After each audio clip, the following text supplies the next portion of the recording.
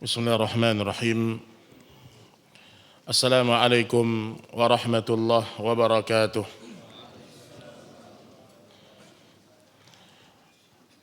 Alhamdulillahi rabbil alamin. Wabihi nasta'inu ala umuri dunya waddin. Wassalatu wassalamu ala asrafil anbiya wal mursalin. Wa ala alihi wa sahbihi wa man sara ala nahjih wa tamassaka bisunnatihi ila yaumiddin. Ya ayyuhalladzina amanu taqullaha haqqa tuqatih wa la tamutunna illa wa antum muslimun. Ya ayyuhan nasu taqu rabbakumul ladzi khalaqakum min nafsin wahidah wa khalaqa minha zawjaha wa batha minhuma rijalan katsiran wa nisaa'a واتقوا الله الذي تساءلون به والأرحام إن الله كان عليكم رقيبا أما بعد فإن أصدق الحديث كتاب الله وخير الهدي هدي محمد صلى الله عليه وسلم وشر الأمور محدثاتها فإن كل محدثة في الدين بدعة وكل بدعة ضلالة وكل ضلالة في النار. Kaum muslimin dan kaum muslimat, ikhwan dan akhwat rahimani wa rahimakumullah.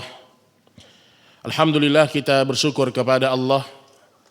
Malam ini kita kembali berjumpa, dan perjumpaan kita mudah-mudahan dinilai sebagai sebuah ibadah oleh Allah Subhanahu wa ta'ala. Karena tidaklah kita berkumpul kecuali kita ingin melihat, mendengar, merenungi, mempelajari tentang sesuatu yang paling inti dari agama kita, yaitu adalah tauhid.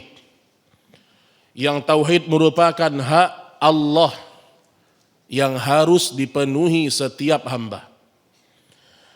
Baik Bapak Ibu sekalian rahimani wa rahimakumullah, pada pertemuan yang lalunya berapa lama Pak? Sebulan ada ya. Pertemuan yang lalu kita terhenti masih pada bab yang pertama, yang kita sudah menjelaskan tentang 10 wasiat Allah Subhanahu wa ta'ala kepada umat Nabi Muhammad sallallahu alaihi wasallam. Dan kita sebutkan dari 10 wasiat itu, wasiat yang pertama adalah tentang tauhid dan tentang syirik. Baik, pada malam ini kita lanjut pada dalil yang berikutnya, masih di bab yang pertama.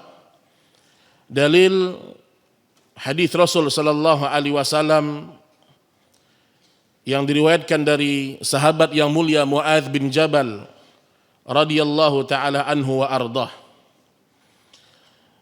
Dalil ini dibawakan oleh sahabat yang mulia Muadz bin Jabal.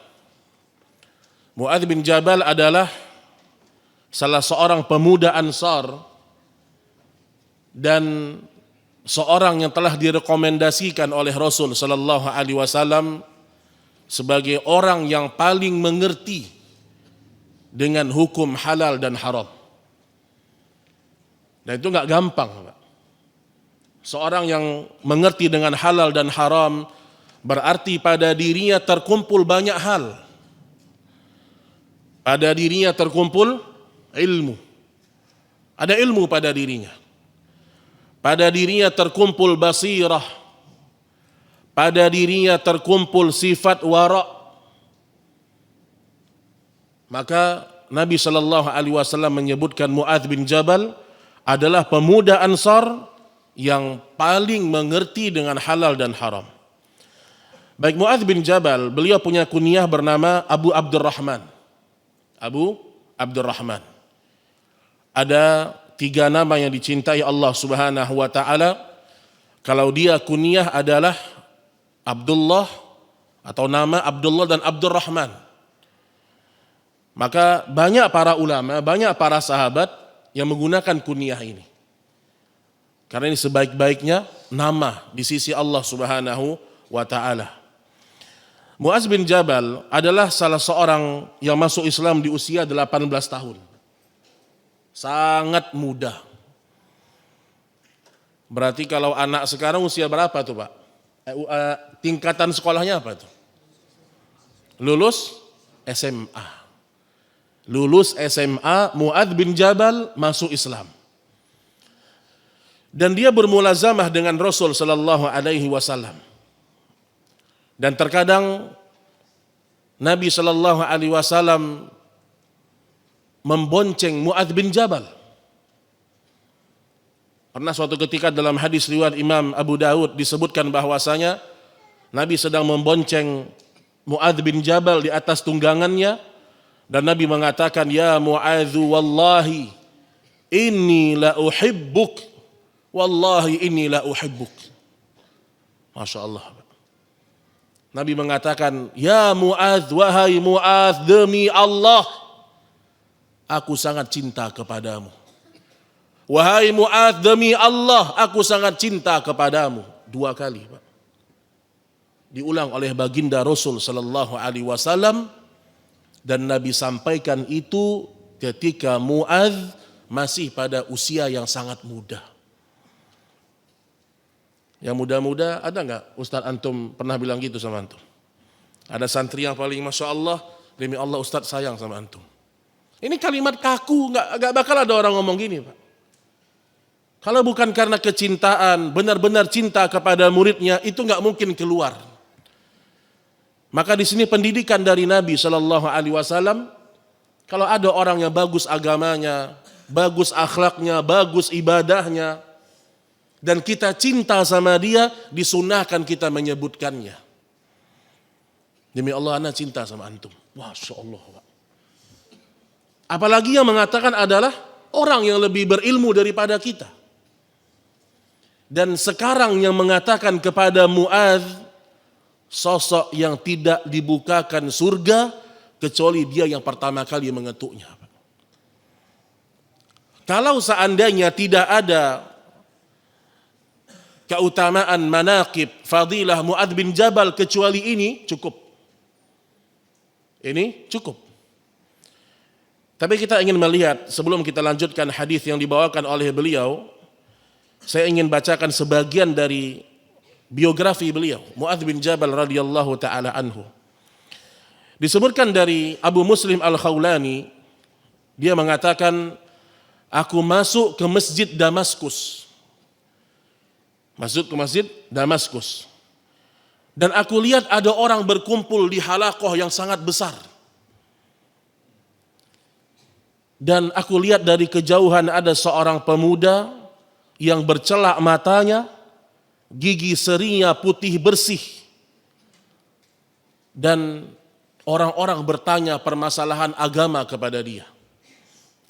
Maka aku mengatakan kepada orang di sebelahku, siapa anak muda itu? Atau siapa orang itu? Maka dia mengatakan itu adalah sahabat Nabi Mu'adz bin Jabal. Mu'adz bin Jabal. Itu adalah Mu'adz bin Jabal. Dan juga disebutkan di dalam Hilyatul Auliya Abu Naim atau Abu Nuaim, kata Abu Bahriyah, aku memasuki Masjid Homs. Masjid Homs itu masjid yang ada di kota Suriah, di sekeliling kota Suriah. Aku lihat ada seorang pemuda keriting. Rambut Mu'adz itu keriting, Pak. Dikelilingi oleh orang-orang yang sangat ramai. Dan kalau dia berbicara seakan-akan cahaya dan mutiara keluar dari lisannya.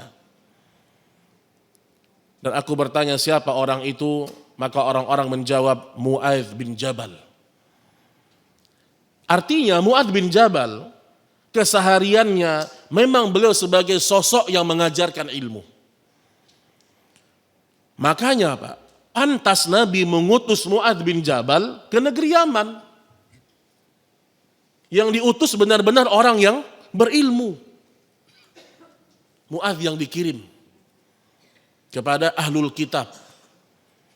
Karena disebutkan ahlul kitab karena mereka di satu sisi mengerti dengan kitab-kitab sebelumnya. Sehingga ketika berdebat dengan Mu'adz, maka Mu'adz mampu mengalahkan hujah-hujah mereka.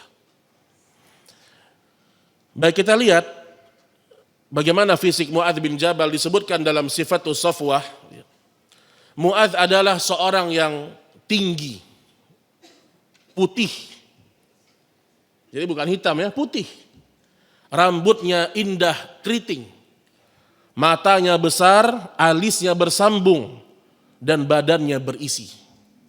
Untuk bisa bayangkan, anak muda, tinggi, putih, rambutnya bagus, matanya besar, alisnya bersambung. Dan alim besar. Alim besar. Dan di antara kedekatan beliau kepada Nabi Shallallahu Alaihi Wasallam, Mu'adz bin Jabal ini sejak Nabi hijrah ke Madinah, maka Mu'adz bin Jabal selalu dekat dengan Rasul Shallallahu Alaihi Wasallam. Sampai Nabi pernah mengatakan, yang Mu'adz sendiri menceritakan, suatu hari Rasul memegang tanganku. Kemudian beliau bersabda, ya Mu'adz, wallahi inni la uhibbuk. Maka aku menjawab, bi abi anta wa ummi, wallahi inni la uhibbuk. Dijawab sama Mu'adz, ibuku dan ayahku tebusannya wahai Rasul, demi Allah aku juga benar-benar mencintaimu. Maka Nabi bersabda, ya Mu'adz inni usika. Wahai Mu'adz, aku wasiatkan kepadamu. Nah ini Pak, orang kalau cinta kepada saudaranya, bukan hanya sekadar mengucapkan, aku cinta sama kamu. Tapi dia berikan nasihat, wasiat. Dan gak mesti marah-marah. Karena kedekatan Nabi kepada Mu'adz, membuat Nabi selalu memberikan wasiat kepada Mu'adz. Maka Nabi mengatakan, la tada'anna an taqula dubara kulli shalah. Wahai Mu'adz, jangan pernah kau lewatkan membaca ini setiap engkau selesai salat. Allahumma a'inni ala dzikrika wa syukrika wa husni ibadatik. Dan doa ini para ulama khilaf. Ada yang mengatakan sebelum salam, ada yang mengatakan setelah salam. Dan disebutkan bahwasanya Mu'adz bin Jabal, beliau mengatakan kepada Nabi Shallallahu Alaihi Wasallam, anna Mu'adz bin Jabal arada safaran. Mu'adz berkata, wahai Nabi Allah, berikan aku wasiat. Maka Nabi Shallallahu Alaihi Wasallam menjawab, beliau mengatakan, ya Nabi Allah zidni. Nabi mengatakan, ausini, qala u'budullah la tusyriku bihi syai'a. Kata Mu'adz, berikan aku wasiat wahai Rasulnya Allah. Kata Nabi, wahai Mu'adz, sembahlah hanya kepada Allah dan jangan berbuat syirik. Lihat Pak, di sini poinnya bukan masalah wasiat. Poinnya adalah sudah seperti itu keilmuannya Mu'adz, paling ngerti dengan halal dan haram, tetap isi wasiat Nabi, sembah Allah, tinggalkan syirik. Tetap itu isi wasiat Nabi, Pak. Tidak ada Nabi mengatakan, oh Mu'adz ini sudah ngerti dengan tauhid syirik lah, saya kasih wasiat yang lain aja. Enggak, Pak. Padahal kita tahu Mu'adz bin Jabal tidak mungkin berbuat syirik. Paling tahu dia mana tauhid mana syirik. Tapi tetap wasiat Nabi kepada beliau apa? La tusyrik bihi syai'a. Jangan pernah engkau melakukan kesyirikan sedikit pun sama Allah. Kata Mu'adz, ya Nabi Allah zidni. Tambah wasiatnya wahai Rasul. Nah, di sini sunnah juga. Ketika antum minta nasihat kepada seseorang, sudah disampaikan satu nasihat, antum boleh minta nasihat yang kedua. Dan orang yang dimintai nasihat wajib untuk memberi nasihat. Wajib. Kemudian kata Nabi, idza asa'ta fa ahsin. Wahai Mu'adz, jika kau meminta atau bertanya, lakukanlah dengan baik. Kalau kau sudah bertanya sesuatu, mendapatkan sesuatu, maka perbaikilah amal-amalmu. Qala ya Rasulullah zidni, tambahkan lagi wahai Rasul. Maka Nabi mengatakan, istaqim, istiqamahlah dan perbaguslah akhlakmu. Lihat urutan Nabi mendidik Mu'adz bin Jabal. Pertama, Nabi ingatkan beliau dengan hak Allah. Hak Allah, Pak. Apa hak Allah? Disembah dan tidak melakukan syirik. Itu hak Allah, Pak. Maka nggak ada lagi dosa yang lebih besar daripada syirik, Pak. Tidak ada lagi ajakan yang lebih mulia daripada ajakan tauhid. Nggak ada lagi. Ajakan yang paling tinggi itu mengajak manusia mentauhidkan Allah. Bukan mengajak orang sedekah. Bukan mengajak orang menyantuni anak yatim, bukan. Itu ajakan yang mulia, tapi yang paling tinggi selalu mengingatkan umat tauhidkan Allah, karena tanpa tauhid semua tidak ada gunanya. Tidak ada gunanya, Pak. Baik, kita lihat pujian Rasul kepada Mu'adz bin Jabal radhiyallahu taala anhu. Disebutkan dalam hadis riwayat Imam Muslim, Istaqri'ul Qur'an min arba'ah. Belajarlah Al-Quran dari 4 orang. Ini rekomendasi. Ini rekomendasi langsung dari Nabi. Kalau ingin belajar Quran, ambil dari 4 orang. Yang pertama, min Ibni Mas'ud. Dari Abdullah bin Mas'ud. Maka antum baca sejarah Ibnu Mas'ud. Bagaimana semangatnya dengan kitabullah, Pak. Bagaimana pemahamannya terbagus dengan kitabullah, Ibnu Mas'ud. Dan disebutkan Ibnu Mas'ud radhiyallahu anhu adalah orang yang paling bersih bacaan Al-Qur'annya. Sampai kata Nabi sallallahu alaihi wasallam, siapa yang ingin mendengarkan bacaan Al-Qur'an persis seperti yang Jibril sampaikan kepadaku, ratban, yang masih basah, yang masih ori. Ada bacaan yang ori, Pak. Maka fal yasma, maka hendaklah dia mendengar bacaan Ibnu Ummi Abd. Maksudnya adalah Abdullah bin Mas'ud. Ini sahabat pertama yang direkomendasikan ambil ilmu Al-Quran dari dia. Yang kedua, Salim Maula Abi Hudzaifah. Salim Maula Abi Hudzaifah. Pernah pada satu peristiwa, Aisyah sedang berada di masjid selesai sholat. Ternyata Salim Maula Abi Hudzaifah setelah sholat beliau enggak langsung pulang. Tapi beliau murajaah, mengulang hafalan Al-Qur'annya. Maka terdengar dari kejauhan oleh Aisyah radhiyallahu taala anha. Tapi yang menariknya, Pak, Aisyah enggak ngintip, Pak. Siapa bagus sekali ngajinya? Enggak ada. Enggak ada. Karena wanita dulu sangat menjaga kehormatan. Enggak ada tampil di tengah-tengah kemudian ikhwan akhwat dengar kajian yang enggak ada, Pak. Enggak ada dia ceramah di YouTube kemudian didengarkan oleh para ikhwan, enggak ada. Kalau antum tidak percaya bagaimana tertutupnya wanita di masa Rasul, anak kasih antum satu pertanyaan, yang bisa jawab anak kasih duit. Tapi 10 detik ya. Jangan lihat Google ya. Siapa istrinya Abu Bakar? Cepat. Siapa namanya istri Abu Bakar?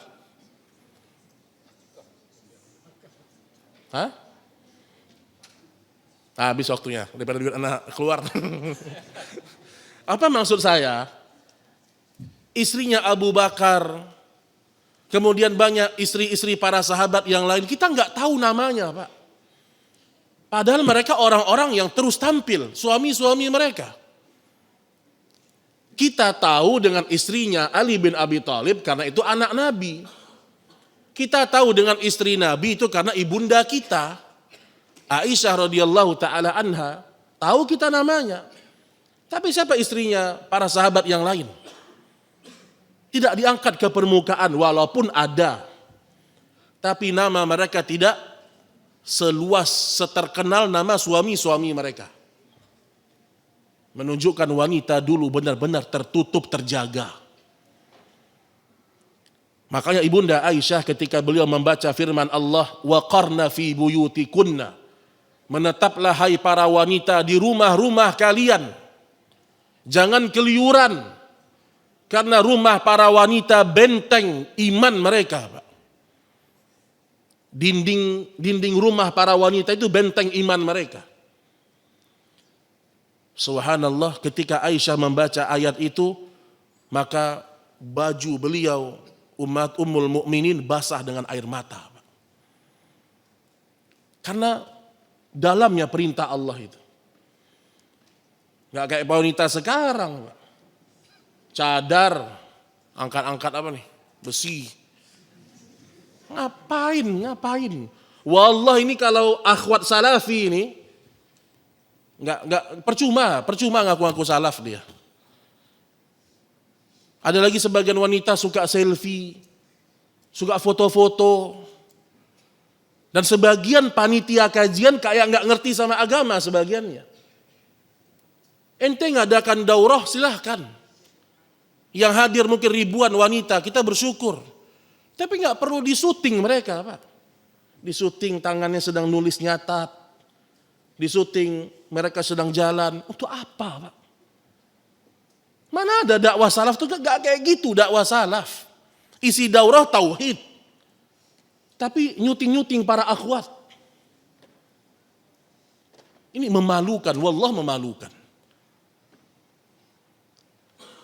Ya pantas, karena yang ngisi ustadz muda-muda. Gak minta nasihat kepada ustadz yang lebih tua. Hanya sekedar semangat mengajarkan ilmu, tapi gak memperhatikan nilai-nilai yang seperti itu. Lihat Aisyah, Pak. Ketika Nabi wafat, Ibunda Aisyah gak tampil di masjid. Para sahabat ingin bertanya sesuatu kepada beliau, karena memang harus mereka bertanya karena Aisyah paling tahu tentang apa yang Nabi lakukan di rumah. Para sahabat datang ke rumah Ibunda Aisyah, itu pun menanya dari belakang tirai. Gak ada yang langsung. Nah ini perhatikan. Silakan keluar rumah, namun jangan berlebih-lebihan. Silakan keluar rumah kalau memang ada hajat menuntut ilmu. Tapi ingat, selesai dari hajat itu langsung pulang. Kalau tidak ada kepentingan. Maka perhatikan itu. Kembali kepada kisah yang tadi, Aisyah mendengarkan Salim baca Quran.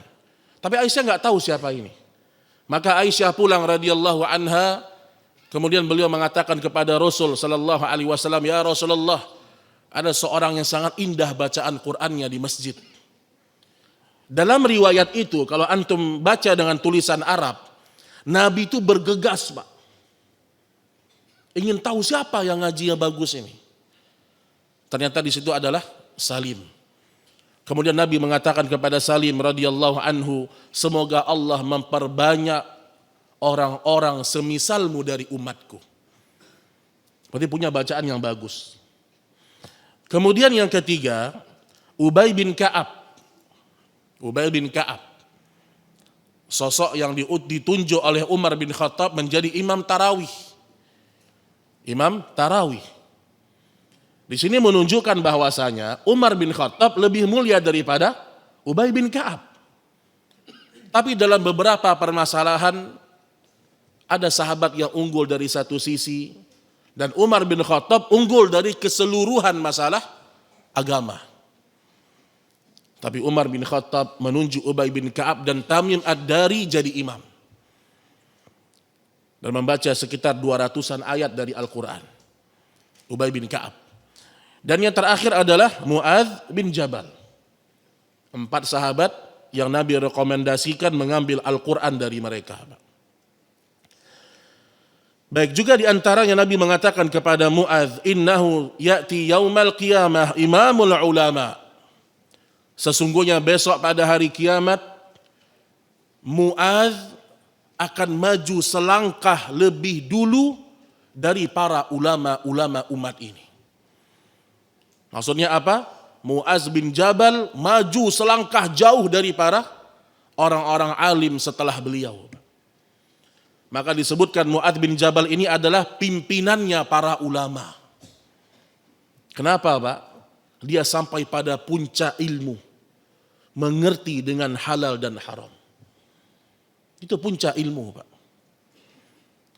Karena untuk mengatakan ini halal, ini haram, itu enggak mudah. Karena hukum asalnya yang menghalalkan sesuatu itu siapa? Allah. Yang mengharamkan sesuatu siapa? Allah. Makanya Nabi ketika beliau mengharamkan madu, minum madu, Allah turunkan ayat. Madu bukan madu yang asli, madu minuman maksudnya nih. Kalau madu yang asli lain. Nabi ketika pada sebuah peristiwa mengharamkan madu, saya tidak akan minum madu selama-lamanya. Allah turunkan surat At-Tahrim. Turun ayat menegur pengharaman, Nabi enggan meminum madu. Nah, jadi kalau sudah hukum halal haram, maka seorang berbicara harus dengan ilmu. Dan yang halal itu jelas, yang haram itu jelas, Pak. Tidak ada yang abu-abu. Kecuali antum diabu-abukan sama ustadz. Nah, tuh ya tuh. Ada sesuatu yang jelas-jelas haram, antum diabu-abukan sama ustadz itu. Kalau saya nggak suka musik, tapi saya nggak berani mengharamkan. Wah, ini kayak bijak betul, Pak. Saya nggak bakal suka dengan musik saya. Saya cinta Quran, tapi saya tidak berani mengharamkan musik.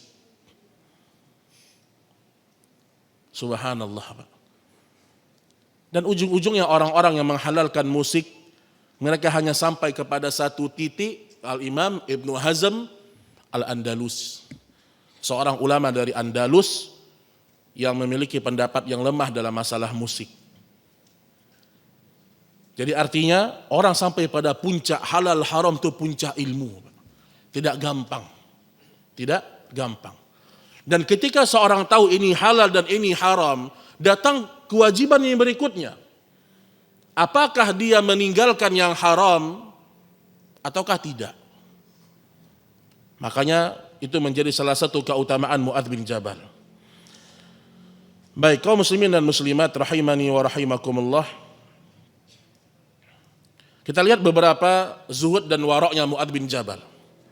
Malik Ad-Dari mengisahkan bahwa Umar bin Khattab mengambil uang sebanyak 400 dinar. Coba 400 dinar kali 52 ribu, Pak. Coba. Berapa yang matematikanya kencang nih? Yang biasa ngitung duit berapa, Pak? 400 kali 52 ribu. 20 juta 800. Ini dinar Kuwait sekarang ya. Dinar Kuwait anggap 1 dinar 52 ribu. Berarti Umar memberikan 20 juta kepada, dikisahkan bahwa Umar bin Khattab mengambil uang sebanyak 20 juta, 400 dinar. Lalu ia masukkan dalam satu bungkus. Umar berkata kepada budak laki-lakinya, pergilah, bawa ini untuk Abu Ubaidah bin Jarrah. Singgahlah sebentar, lihat apa yang ia lakukan.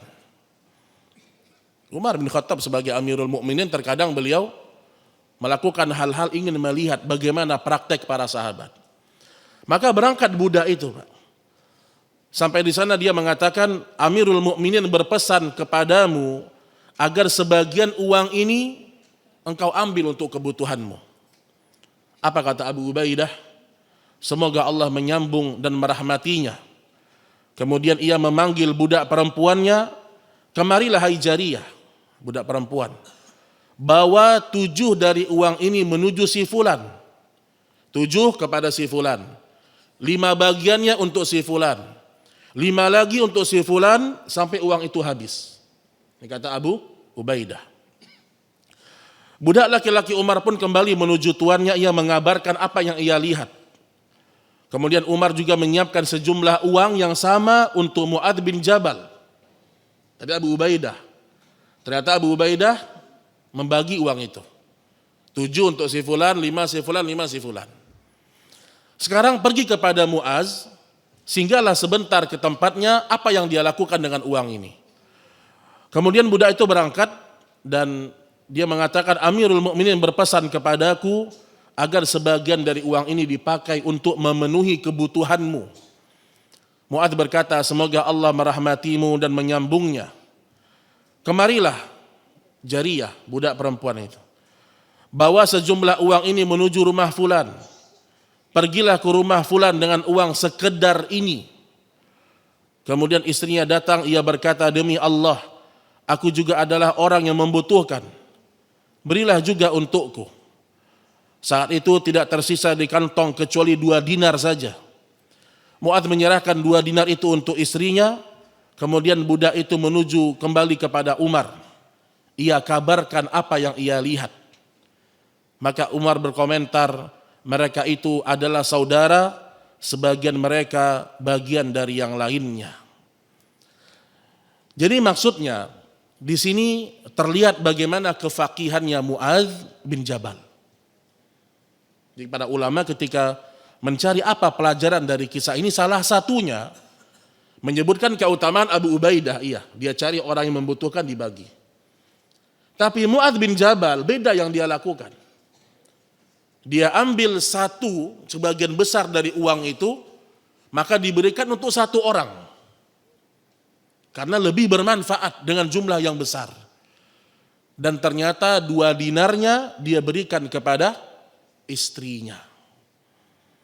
Kenapa? Karena para ulama mengatakan Mu'adz memahami bahwasanya sedekah itu terutama diberikan kepada kerabat atau keluarga inti. Itu gambaran dari sebagian dari penjelasan para ulama. Kata Yahya bin Sa'id, Mu'adz memiliki 2 orang istri. Apabila ia berada di salah satu rumah istrinya, ia tidak akan minum air dari rumah yang lainnya.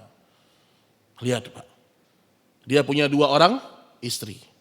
Kalau dia sedang di salah satu rumah istrinya, dia tidak akan minum air dari rumah yang lain. Dia menunaikan haknya dengan adil. Inilah bentuk kehati-hatiannya Mu'adz bin Jabal. Ia tidak ingin zalim kepada salah seorang istrinya, walaupun hanya mengecap air dari rumah yang bukan menjadi gilirannya. Itu bayangkan. Nah, ini ilmu kalau ingin menikah banyak ini ilmunya nih. Adil Pak. Punya 2 istri. Kalau memang waktunya untuk istri yang A, udah istri yang B gak usah ribut, udah situ aja sendiri. Nanti ada giliran kamu, kan gitu. Nah, itu menunjukkan bagaimana adilnya Mu'adz bin Jabal radhiyallahu taala anhu. Baik, masih banyak tentang beliau ya. Namun kita cukupkan tentang beliau radhiyallahu taala anhu. Baik, disebutkan dalam hadis ini, kuntu radifan Nabiy sallallahu alaihi wasallam ala himar. Aku pernah berada di atas himar, dibonceng oleh Nabi sallallahu alaihi wasallam. Faqala li, ya Mu'adz, atadri ma haqqullahi 'alal 'ibad? Wa ma haqqul 'ibadi 'ala Allah? Qultu Allahu wa rasuluhu a'lam. Qala haqqullahi 'alal 'ibad ay ya'buduhu wa la yusyriku bihi syai'a. Wa haqqul 'ibadi 'ala Allah alla yu'adziba man la yusyriku bihi syai'a. Qultu ya Rasulullah afala ubashshirun nas? Qala la tubashshirhum fayattakilu. Kata Nabi sallallahu alaihi wasallam, wahai Mu'adz, tahukah engkau apa hak Allah atas hambanya? Dan apa hak hamba atas Allah? Maka kata Mu'adz, Allah wa rasuluhu a'lam. Ini diantara ketawaduan Mu'adz bin Jabal, dan memang begitulah kebiasaannya para sahabat. Mereka tahu, mereka jawab, tidak tahu, mereka tidak jawab. Dan kata Nabi, haqqullahi 'alal 'ibad, hak Allah atas hambanya disembah dan tidak diberbuat syirik kepada Allah. Itu hak Allah Pak. Antum kalau memikirkan hak karyawan antum, hak orang tua antum, hak anak-anak antum, antum fikirkan bagaimana menunaikannya, apalagi dengan hak Allah. Makanya orang yang datang ke dukun, orang yang minta-minta sama paranormal, itu orang yang tidak menunaikan hak Allah Pak. Sakit nih, tiba-tiba gak ada sama sekali berpikir Allah Maha Penyembuh. Enggak menunaikan hak Allah. Dan apa hak seorang hamba atas Allah? Hak seorang hamba ketika sudah bertauhid dan meninggalkan syirik, alla yu'adziba man la yusyriku bihi syai'a. Allah tidak akan mengazab hamba tersebut. Maka disebutkan di sini, nanti saya bacakan beberapa syarah dari Syekh Shalih Fauzan, semua dosa besar yang dibawa oleh ahli tauhid, semua dosa besar yang dibawa oleh ahli tauhid yang mereka belum sempat taubat di dunia. Ada ahli tauhid, dia pernah mencuri atau dia pernah melakukan kezoliman, dosa yang lain. Di hari kiamat ada dua pilihan. Tahta masyiatillah. Semua dosa besar yang dibawa oleh ahli tauhid bisa dimaafkan Allah di akhirat, bisa Allah hukum mereka di akhirat. Yang penting selain dosa syirik. Ahli tauhid meninggal dunia, dia membawa dosa-dosa besar, dia bisa dimaafkan Allah dan dia bisa dihukum Allah. Selama dia punya tauhid. Kemudian kata Muaz, ya Rasulullah, bolehkah aku berikan kabar kepada manusia? Boleh nggak aku kasih tahu sama orang?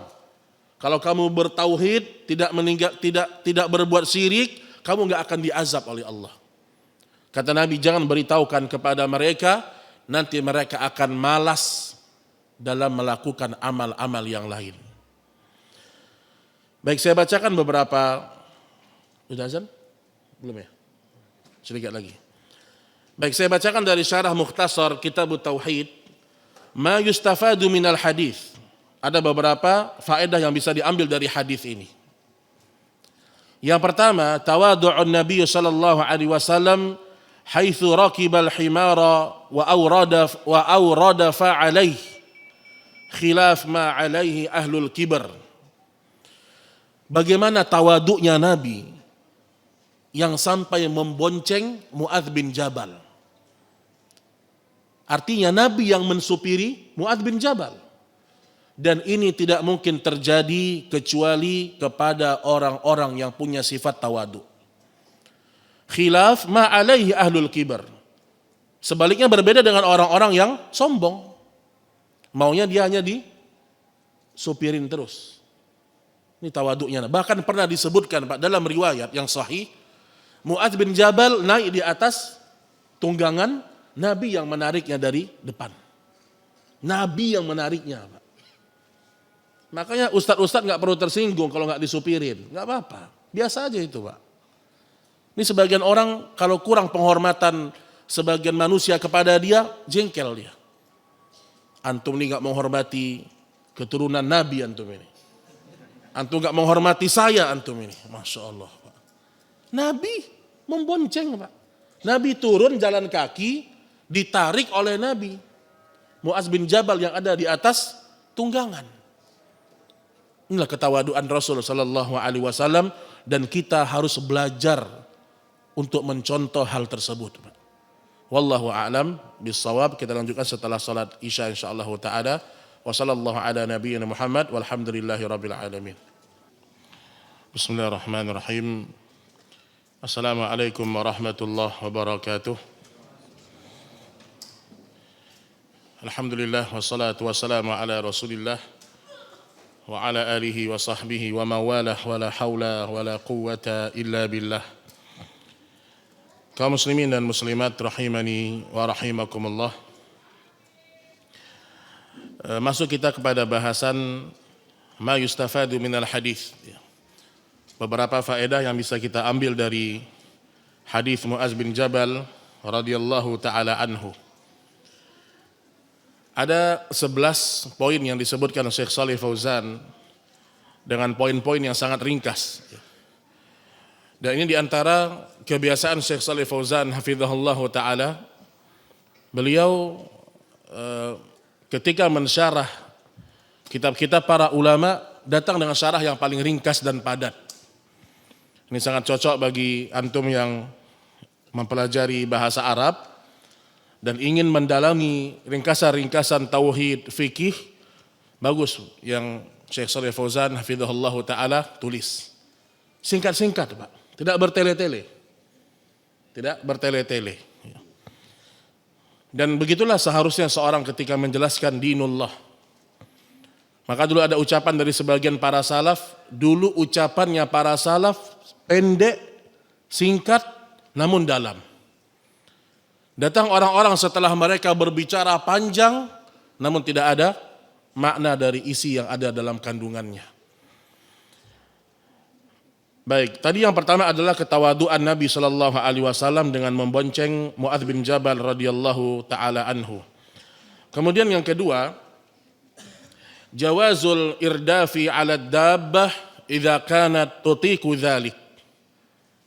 So, sampai dibahas, Pak. Bolehnya untuk naik di atas tunggangan, ada yang dibonceng di belakangnya, kalau seandainya tunggangan tersebut kuat.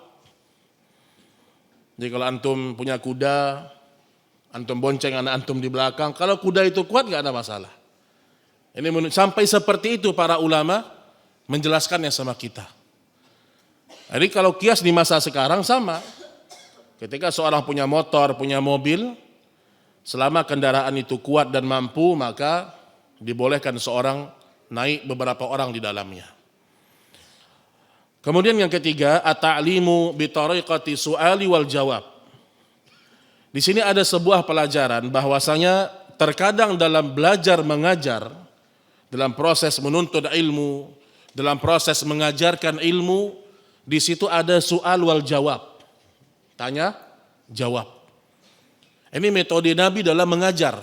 Salah satunya dengan cara tanya jawab. Ini metode yang sangat bagus sebenarnya.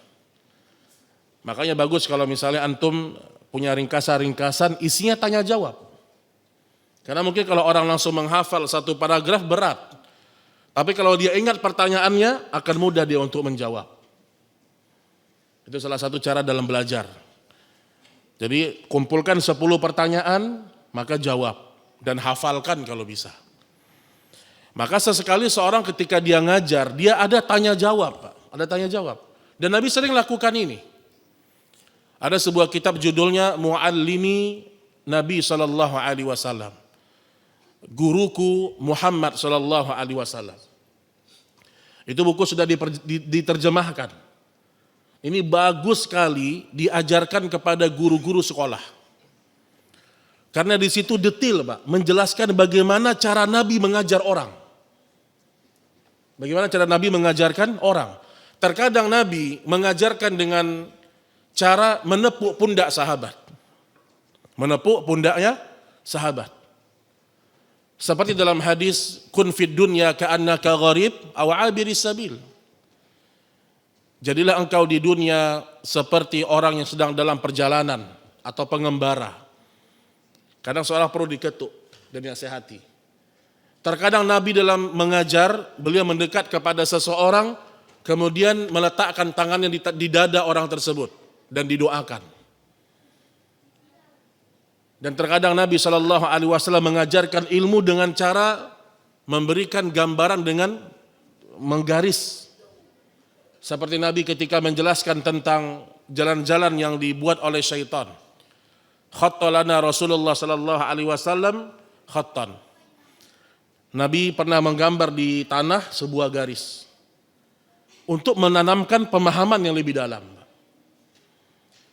Maka sebuah penyimpangan kalau ada orang mengatakan sarana dalam belajar itu bagian dari bid'ah. Ada, Pak, sebagian orang membid'ahkan kelas, sistem kelas.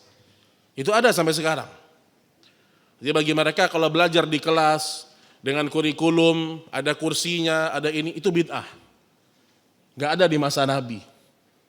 Yang benar adalah kata mereka mulazamah, duduk di depan guru. Kayak gini, duduk depan guru. Adapun sistem kelas ini nggak ada contohnya kata mereka. Mereka tidak bisa membedakan antara sarana dengan isi. Nah, maka pernah diperhatikan juga itu ada orang-orang yang punya pemahaman seperti itu. Nah, soal tanya jawab. Sesekali antum kalau ngajarkan anak antum sesuatu, tanya jawab. Nak, di mana Allah?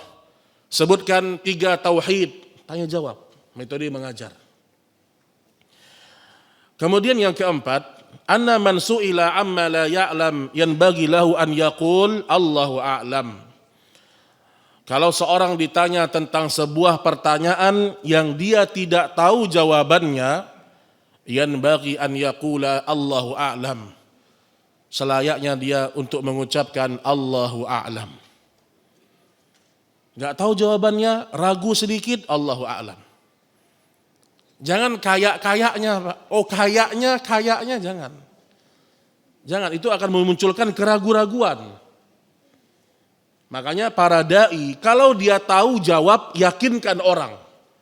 Kalau dia tidak tahu, jangan jawab. Dan itu bukan aib, Pak, bukan aib. Orang nanya, kemudian kita nggak tahu, itu bukan aib. Yang aib kita nggak tahu, kita pura-pura tahu. Nah, itu aib itu, Pak. Masa Ustadz nggak tahu, Ustadz? Emangnya Ustadz harus tahu semuanya, Pak? Antum kira agama ini sedikit? Banyak agama ini, Pak. Luas bahasannya. Tidak mungkin seorang menguasai semua cabang ilmu, nggak mungkin. Kita bukan Syekhul Islam, Ibnu Taimiyah, nggak mungkin, Pak. Kalau seorang Syekhul Islam, oh iya, disebutkan Syekhul Islam itu apa yang dia bicarakan, dia seperti ahli di bidangnya. Itu Ibnu Taimiyah, Pak. Ketika dia ngomong masalah akidah, dia ahlinya. Ngomong masalah fikih, dia ahlinya. Ngomong masalah muamalat, dia ahlinya. Syekhul Islam. Tapi di masa sekarang tidak mungkin orang sampai pada titik seperti itu. Berat, Pak. Berat sekali. Makanya saya teringat waktu di maktabah, masih di Yaman waktu itu di maktabah, saya tanya kepada salah seorang masyayikh. Saya ini setiap jam 7 udah sampai di maktabah, Pak. Setiap hari. Jam 7 pagi sampai maktabah, sampai di pustaka. Baca terus sampai menjelang jam 11. Nanti jam 11 dia buka halaqah kemarin akidah Thahawiyah, baru dia ngajar sampai jam 11.40. Habis zuhur tidur dia, nanti ke maktabah lagi sampai sore. Begitu setiap hari, Pak. Dan saya pernah tanyakan satu permasalahan, dioper sama dia ke Syekh Bashar. Ada di Fuyus itu seorang syekh yang bernama Syekh Bashar. Ini murid Syekh Muqbil, hafizahullahu ta'ala. Murid Syekh Muqbil, rahimahullahu ta'ala. Syekh Bashar ini, Pak, kalau ngajar antum, itu setiap maghrib beliau ngajar, itu nggak bawa kitab, Pak. Nggak bawa kitab bukan berarti bahlul, ya. Di sini ya semua nih. Dan wallahi saya belum pernah melihat ada khatib lebih ajib daripada khatibnya para masyayikh Yaman. Itu kelebihan ulama-ulama Yaman itu, Pak, bukan hanya sekedar ilmu, tapi semangat dalam menyampaikan itu luar biasa, Pak. Antum kalau Jumat, antum gak akan tidur antum. Mimbar ini kayak mau pecah, Pak. Khutbah mereka panjang dan menggelegar. Itu mimbar kadang-kadang sampai goyang tuh, Masya Allah, Pak. Karena menerapkan sunnah betul, sunnah yang diterapkan. Nah, saya pernah tanya satu hal kepada beliau, permasalahan yang sebenarnya menurut saya tidak berat. Itulah kadang-kadang kita ini bahlul, Pak. Menurut kita ini nggak berat, tapi menurut sebagian ulama ini berat. Dioper, antum tanya kepada Syekh Bashar tentang masalah fikih pada waktu itu. Nah kadang-kadang seorang ketika dia ragu sedikit, atau dia ragu ingin mentarjih yang mana, maka dia berikan kepada ulama yang lain yang lebih mengetahui. Nah itu biasa aja di lingkungan para penuntut ilmu. Biasa. Jadi jangan malu mengatakan Allahu a'lam, apalagi dia seorang dai. Apalagi dia seorang dai. Kemudian yang kelima, ma'rifatu haqqillahi 'alal ibad wa huwa ay'buduhu wahdahu la syarikalah. Yang tadi kita sebutkan di antara hak Allah kepada hambanya adalah mentauhidkannya dan tidak berbuat syirik kepada Allah Subhanahu wa taala. Yang keenam, anna man lam yatajannab asyirik lam yakun atiyan biibadatillah haqiqatan walau ubidahu fi surah walau abidahu fi surah.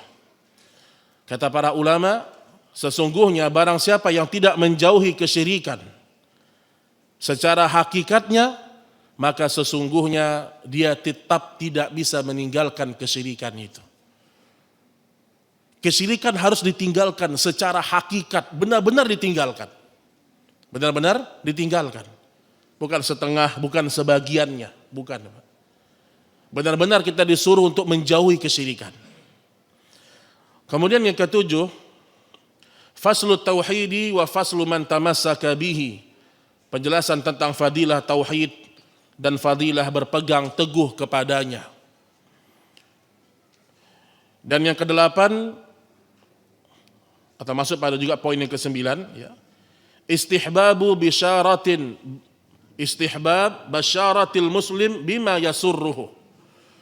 Disunnahkan untuk memberikan kabar gembira kepada seorang muslim yang bisa meringankan dia. Tadi hadis tadi disebutkan kan, afala ubasyirun nas. Kalau orang tidak melakukan syirik, dia bertauhid sama Allah, dia tidak akan diazab. Kata Syekh Shalih Fauzan, terkadang seorang dai dia juga sampaikan kabar gembira sama orang. Jadi kajiannya enggak masalah neraka terus Pak, enggak. Ingatkan juga iman dengan surga. Ingatkan orang dengan rahmat Allah. Tidak selalu dengan masalah azab. Jadi harus seimbang. Jangan hanya masalah neraka, lupa menyampaikan rahmat dan kasih sayang Allah Subhanahu wa taala. Makanya ada sebagian orang bilang gini. Tapi ini orang-orang awam, Pak ya. Yang kita lihat mungkin di beberapa channel lah, subuat-subuat mereka apa? Kita ini kalau dengar kajian sunnah ini kayak susah masuk surga kayaknya. Tapi kalau dengar kajiannya Gus Fulan, gampang masuk surga. Sebagian orang Pak menganggap kajian sunnah ini, kajian salaf ini, kalau didengarkan susah kali masuk surga kayaknya. Ini enggak boleh. Terus la ilaha illallah pakai syarat lagi. Sementara kalau sama Gus Fulan, antum mengucapkan la ilaha illallah, khalas masuk surga.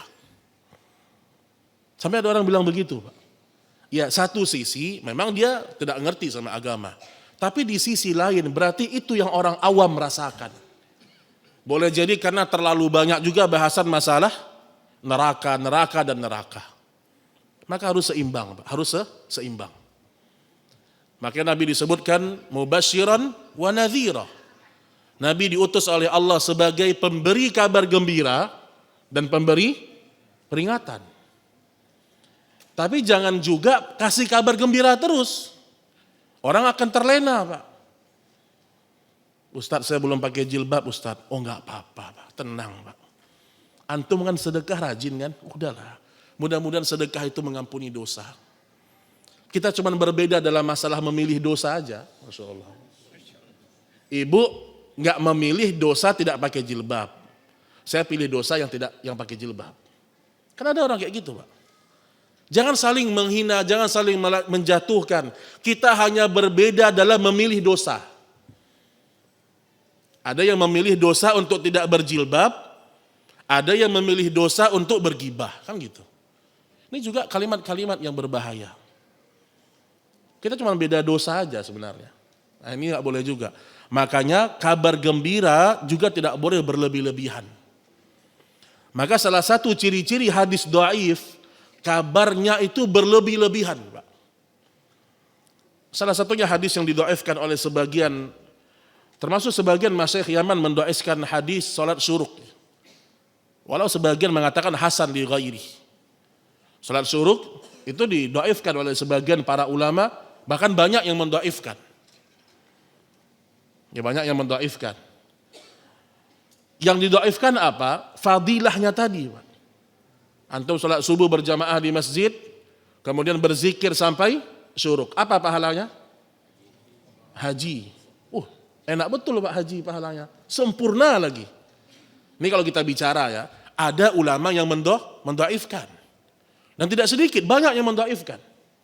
Nanti bisa lihat rincian-rincian dalam kitab-kitab nanti. Namun kenapa ada yang mengatakan hasan li ghairi? Karena hadis dhaif kalau jumlahnya terlalu banyak dan saling menguatkan satu sama lain, naik derajatnya. Menjadi hasan li ghairi. Dan sedikit anak ingatkan, salat syuruk ini tidak mesti antum langsung. Antum habis subuh nih jam 5 misalnya. Antum zikir, baca Quran atau dengar kajian. Jam 7 antum salat gak apa-apa, masih sah. Antum jam 8 salat masih sah, masuk salat syuruk. Ini menghindari sebagian jamaah yang ngadu sama kita, Ustadz, si fulan itu gak sopan Ustadz. Kajian lagi berlangsung, dia salat syuruk di sebelah Ustadz. Itu kan sering Pak ya. Padahal sholat syuruk itu waktunya masih lama. Misalnya ada ustadz ngisi sampai jam 6:30, ya antum dengar aja. Nanti selesai mungkin jam 7 kajiannya misalnya. Mungkin karena ada daurah dan apa, tidak ada masalah. Jam 7 antum sholat syuruk. Ini pemahaman yang benar. Jadi jangan takut waktunya habis, enggak. Karena syuruk ini adalah sholat duha yang diawalkan. Itu hukum asalnya. Ini ustadz sedang kajian, ini sholat di sebelah Pak. Allahu Akbar, Masya Allah. Ustadz nggak ngerti, pahala haji ini kata dia, Masya Allah. Masya Allah. Dan setahu saya, mayoritas ulama Yaman mendoifkan riwayat itu, memang. Tapi perbuatan Nabi berzikir itu boleh dilakukan. Ya, ala kulli hal biasa dalam masalah hadis terjadi perselisihan di antara para ulama. Baik, kemudian yang berikutnya, jawazu kitmanu ilm lil maslahah. Bolehnya menyembunyikan ilmu karena ada sebuah maslahat. Nah, apa poin dari hadis tadi, Pak? Nabi hanya menyampaikan kepada Muaz hadis ini. Sehingga Muaz mengatakan, boleh enggak saya beritahukan sama orang? Berarti maksudnya apa? Belum ada orang yang tahu dengan hadis ini kecuali Muaz. Sehingga Nabi mengatakan, la tubashirhum, jangan kasih tahu mereka. Nah, kata para ulama, bolehnya seorang ustadz, seorang dai mengajarkan ilmu khusus kepada orang khusus. Misalnya dari sebanyak ini antum yang hadir, ana ajarkan satu ilmu yang ana nggak ajarkan kepada yang lain. Tujuannya untuk apa? Tujuannya untuk maslahat. Bukan karena yang satu bayar, yang ini nggak bayar, bukan Pak. Sekarang beda kan? Kalau daurah berbayar, rinci dia mengisi ustadz itu. Dapat sertifikat. Kalau ngisi di masjid, ala kadarnya aja lah. Itu terjadi Pak. Sehingga kasihan sebagian ikhwan akhwat kita yang susah. Kajian berbayar, dapat sertifikat. Antum dapat sertifikat enggak? Wah, ada dapat sertifikat nih, kajian kemarin di hotel, bayar 150.000. Dan seakan-akan kalau sudah kajiannya daurah, apalagi ada sertifikatnya, ini lebih rinci ustadznya menyampaikan. Nah itu yang terjadi Pak. Ustadz kalau diundang di tempat dia, apalagi tempatnya yang bagus, persiapan dia Pak, Masya Allah. Rinci dia, walau perlu pakai papan tulis di sini semua. Tapi kalau kajian biasa-biasa, nggak mau. Ini bukan maslahat. Yang saya katakan maslahat adalah kalau memang ada sebuah maslahat, boleh kita tidak memberitahukan ilmu tersebut kepada mayoritas manusia. Demi sebuah kemaslahatan. Nah ini sebuah maslahat. Nabi khawatir kalau Mu'adz menyampaikan kepada semua orang ketika itu, mereka akan lemah dalam beramal. Oh yang penting punya iman, udahlah pasti masuk surga berarti. Itu maksudnya Pak. Dan yang terakhir adalah ta'addub al-muta'allim ma'a mu'allimih, yaitu pentingnya seorang beradab kepada gurunya. Seorang murid dia beradab kepada gurunya. Dan adab ini dibangun di atasnya Al-Quran dan As-Sunnah. Bukanlah dikatakan adab kalau murni kebiasaan, apalagi dibuat-buat oleh orang lain. Yang namanya adab harus ada dalilnya. Itu baru adab. Di sebagian markas di Yaman, Pak, sebagian syekh itu keras, Pak. Kerasnya bagaimana? Mereka tidak mengizinkan murid-murid mereka duduk pakai kursi, nggak boleh. Sebagian seperti itu, saking ketatnya mereka. Bagaimana mengajarkan adab kepada murid? Bukan untuk menghormati dia, menghormati ilmu. Maka saya nggak tahu tuh ada sebagian kadang-kadang ummahat ini Pak, memang mereka minta pakai tirai. Itu bagus pakai tirai, ini memang sesuai sunnah, ini paling bagus pakai tirai memang. Tapi kadang-kadang bagi ummahat yang ngajinya setengah-setengah, niat yang nggak benar, pakai tirai itu alasan dia untuk main HP. Dan terjadi itu Pak. Karena nggak lihat sama ustadznya, main HP dia. Main HP aja, sampai kajian selesai. Dan itu terjadi. Apalagi akhwat-akhwat yang kadang-kadang niat hadir di sebuah kajian bukan memperbaiki diri, Pak. Ada yang seperti itu, Pak. Makanya saya katakan tadi, kita beradab kepada ilmu, kita beradab kepada majelis ilmu, majelis terhormat ini, Pak. Ini rumah Allah Subhanahu wa taala, dan kalau kita tidak beradab kepada ilmu, ilmu kita enggak akan berkah. Ilmu kita enggak akan nambah, Allah tidak membuka pemahaman untuk kita. Makanya enggak dapat hidayah sebagian orang, karena enggak punya adab dengan ilmu. Enggak punya adab dengan majelis ilmu. Contohnya apa? Sebagian orang ngaji bertahun-tahun, tetap dia nggak bisa meninggalkan yang namanya rokok. Nggak bisa, Pak. Nggak bisa ditinggalin sama dia. Cuman beda casing aja. Kalau dulu merokok tanpa pakai jenggot, sekarang pakai jenggot, Pak. Dulu merokok tidak pakai, celananya masih isbal, sekarang sudah tidak isbal. Merokoknya diam-diam, takut ketahuan sama ustadz. Kalau dulu di mana-mana. Tapi udah ngaji bertahun-tahun, Pak. Berarti kan nggak masuk ilmu itu ke pemahamannya. Maka kasihan orang-orang yang seperti ini ya. Makanya perhatikan Bapak Ibu yang dirahmati Allah, beradablah kita kepada ilmu Allah Subhanahu wa taala, karena dengan begitu kita akan berkah ilmu kita, Pak. Ilmu itu akan menambah rasa takut kita sama Allah Subhanahu wa taala. Baik, ini dia pembahasan pada bab yang pertama, wallahu a'lam bissawab. Demikian yang bisa Anda sampaikan pada pertemuan ini. Kalau ada pertanyaan sebelum kita akhiri, dipersilahkan Bapak Ibu sekalian. Silakan coba. Silakan, Pak. Jadi Ustaz katakan bahwa apabila seorang ahli tauhid itu Allah akan ampunkan dosa-dosa besarnya. Apakah Allah akan ampunkan dosa-dosanya atau Allah akan mengazabnya? Iya.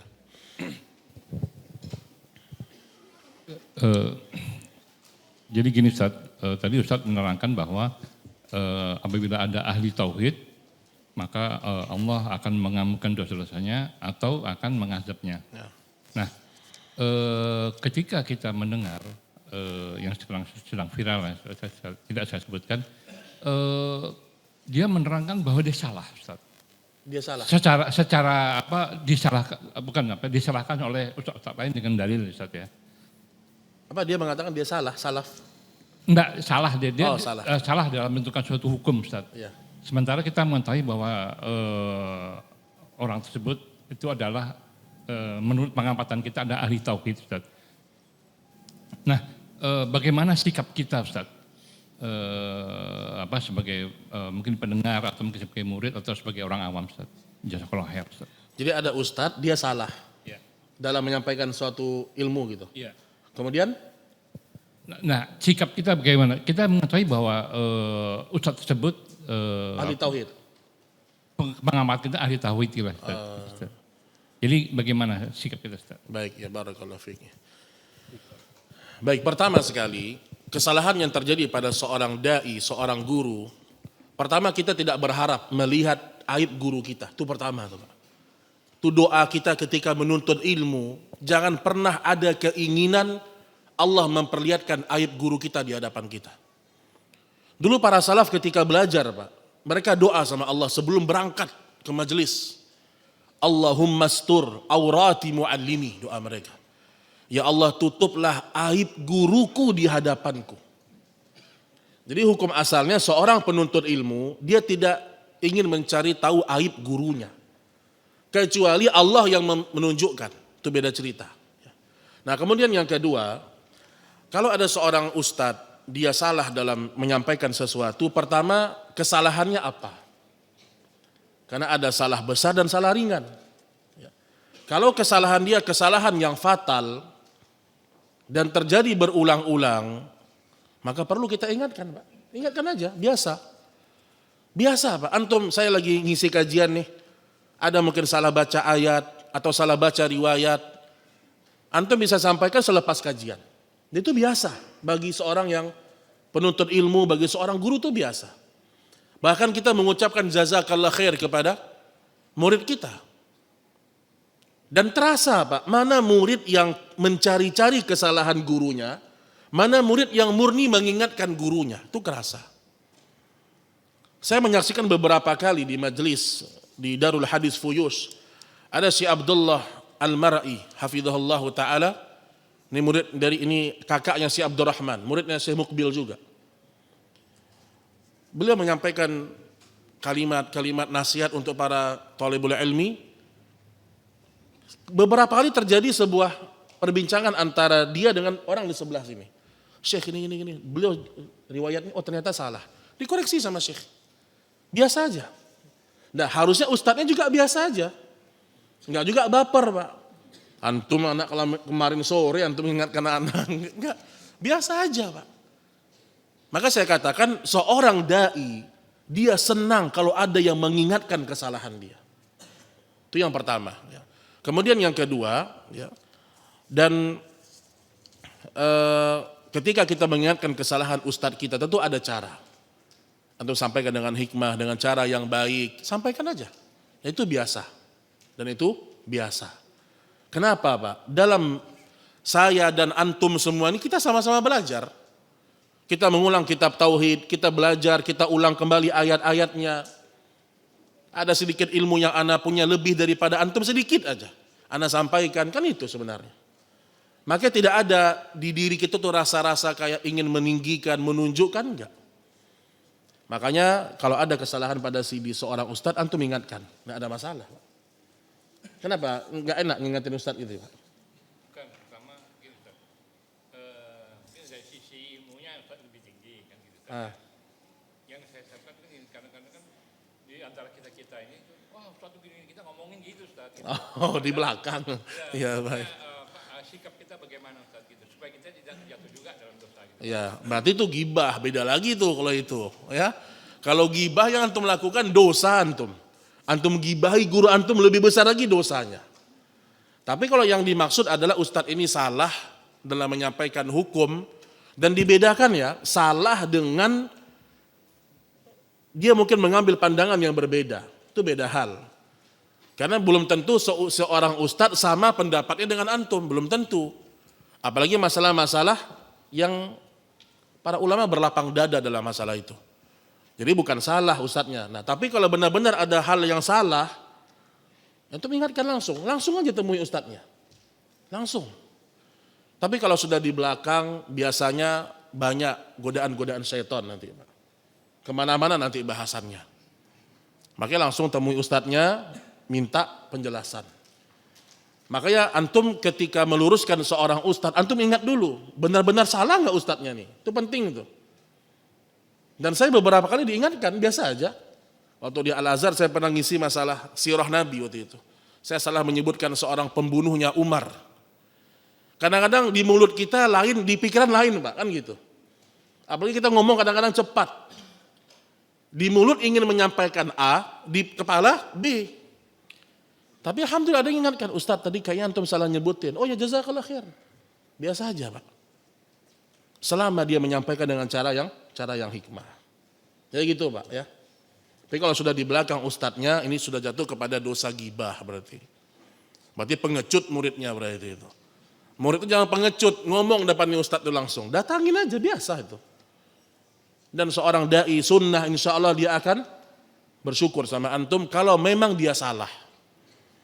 Kecuali antum datang sama dia, Ustadz, antum ini kurang bertakwa sama Allah. Wah, misalnya masalah-masalah fikih lagi, Pak.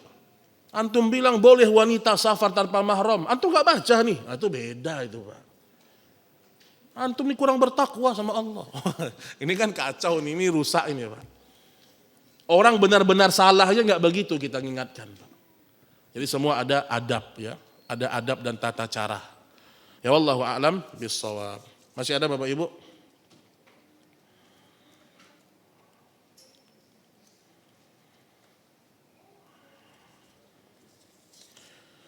Kalau kita sholat pas bagian tahiyat itu jari telunjuknya diangkatnya pas di bacaan syahadat atau dari awal kita baca bacaan tahiyat atau boleh dua-duanya kita lakukan ya. Baik, terjadi khilaf di antara masalah di antara para ulama, namun ya ini banyak pandangan dalam masalah ini, Pak. Tapi saya ringkaskan aja ya. Ada satu pendapat yang mengatakan telunjuk terus dari awal gini. Dari awal telunjuk begini terus. Ada yang mengatakan setiap mengucapkan lafaz Allah maka dia naik. Ada yang mengatakan ketika asyhadu alla ilaha illallah naik. Ada yang mengatakan dari awal gerak-gerak. Dan yang menariknya Pak, cara menggeraknya pun ulama khilaf. Masya Allah antum. Ada yang mengatakan geraknya, apakah geraknya seperti ini? Ada yang mengatakan cepat. Ada yang mengatakan cepat, ada yang mengatakan lambat. Ada lagi yang menjelaskan sampai selesai salam, apakah masih seperti ini atau sudah lepas? Wallahu a'lam, saya pernah tanyakan ke sebagian masyaikh di Yaman ya. Mereka sebagian merojihkan telunjuk ini tetap seperti ini sampai salam, sampai selesai salam. Nah, hal-hal kayak gini ya, terjadi khilaf karena dalilnya tidak tegas mengatakan seperti apa. Tapi yang jelas ya, pendapat yang mengatakan dari awal seperti ini atau menggerak-gerakkan juga ini dua pendapat yang bisa diterima insyaallah taala. Ini termasuk khilaf-khilaf yang mu'tabar ya, khilaf-khilaf yang mu'tabar. Dan antum jangan berlama-lama dalam bahasan yang seperti ini kalau antum bukan seorang muhaddits. Bingung dari awal gerak gimana nih? Arah jarum jam atau gimana? Mutar gimana nih? Arti Al-Fatihah nggak ngerti Pak. Jadi kadang-kadang kita digoda oleh syaitan membahas sesuatu yang sebenarnya ada yang lebih penting dari itu. Maliki yaumiddin nggak tahu artinya apa. Ihdinas siratal mustaqim belum dia baca tafsirannya apa. Jadi ada hal-hal prinsip ya, yang seharusnya kita lebih dahulukan. Kecuali antum sudah mengetahui semuanya, ingin rincian yang lebih dalam, ya ada kitab-kitab yang menjelaskan. Dulu ketika Syekh Albani menulis sifat sholat Nabi Pak, kan langsung booming ya. Seakan-akan ini cara sholat yang baru nih. Berubah cara orang sholat. Dan Syekh Albani benar apa yang dia tulis sesuai dengan dalil. Syekh Bakar Abu Zaid kalau saya tidak salah, ya. Nah, Syekh Bakar Abu Zaid seorang guru di Masjid Nabawi, beliau karang juga buku. Judul bukunya apa? La jadida fi shalah. Tidak ada hal yang baru dalam sholat. Seakan-akan ingin membantah juga sifat sholat Nabi. Dengan rincian-rincian dalil juga. Nah, itu biasa masalah-masalah fikih para ulama mereka berijtihad ya.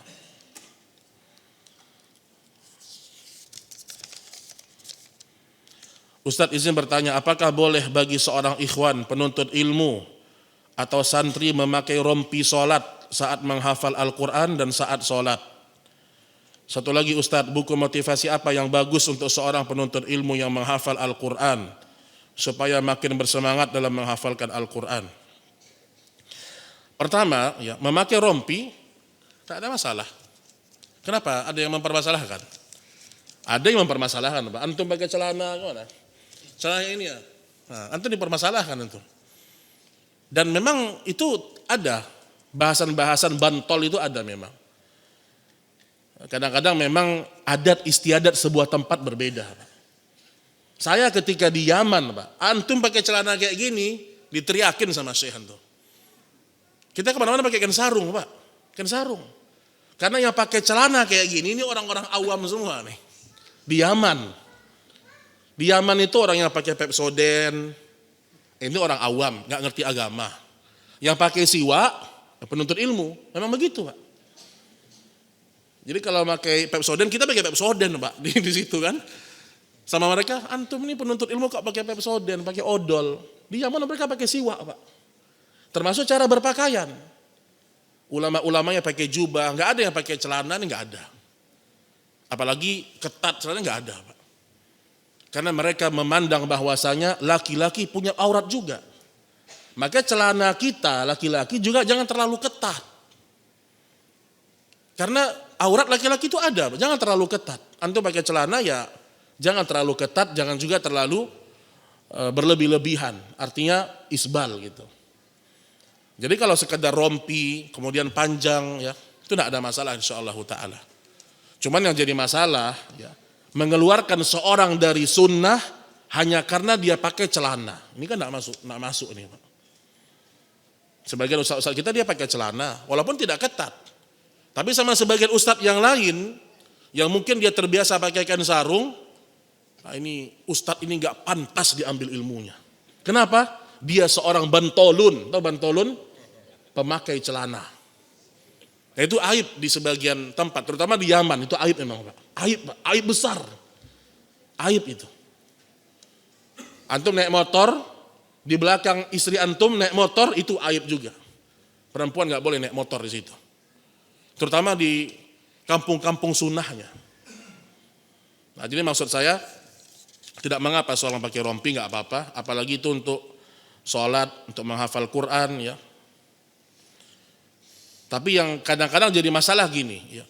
Menganggap memakai jas itu lebih keren daripada jubah. Sehingga sebagian sekolah Islam, Pak, ketika wisudanya pakai jas, Pak. Itu ditanya dulu, kenapa pakai jas? Kalau ada anggapan memakai jas lebih keren, lebih modern, salah kita beragama berarti. Karena jas hukum asalnya bukan pakaian seorang muslim, Pak.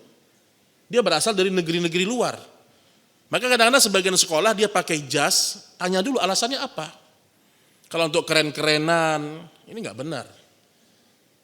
Tetap pakaian seorang muslim itu jubah, baju koko itu yang paling mulia itu tetap itu. Karena itu adalah syiar agama kita. Tapi kalau antum pakai jas, antum tambah jubah, itu juga nggak mengapa. Karena hukum asalnya pakaian itu selama tidak ada larangannya, dia tidak diharamkan dalam agama. Yang penting jangan ketat. Dan apa motivasi untuk menghafal Al-Quran supaya semangat? Pengalaman saya, motivasi menghafal Quran, apa buku yang bagus? Banyak buku yang bagus sebenarnya. Banyak buku yang bagus yang bisa antum baca. Kitab At-Tibyan fi Adabi Hamalatil Quran, Imam An-Nawawi bisa. Atau buku-buku bahasa Indonesia sudah diterjemahkan juga banyak sekali. Tetapi ingat, menghafal Quran itu bukan hanya motivasi. Kadang-kadang terlalu banyak motivasi, Pak. Lupa menghafalnya. Masya Allah. Itu sering tuh. Daurah motivasi Quran. Isi daurahnya 2 jam motivasi. Semangat. Selesai daurah, nggak ngafal juga, Pak. Nah, ini namanya motivasi, Pak. Motivasi itu sekali, 2 kali cukup untuk setahun. Nah itu.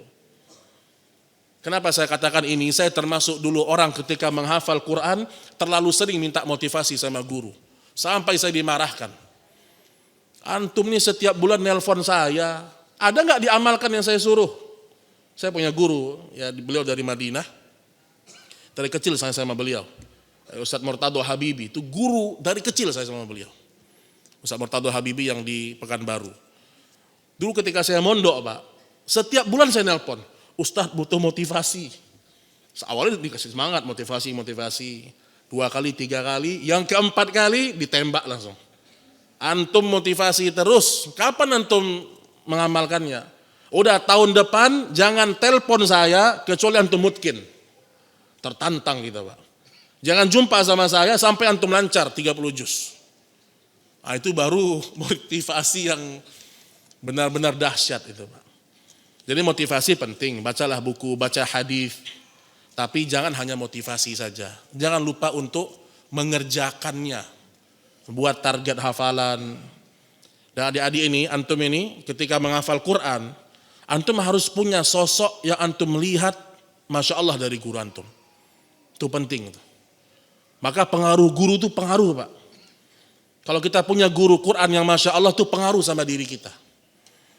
Jadi antum usahakan punya target. 6 bulan apa targetnya? 3 bulan apa targetnya? Kalau Quran menghafal, kita bicara target.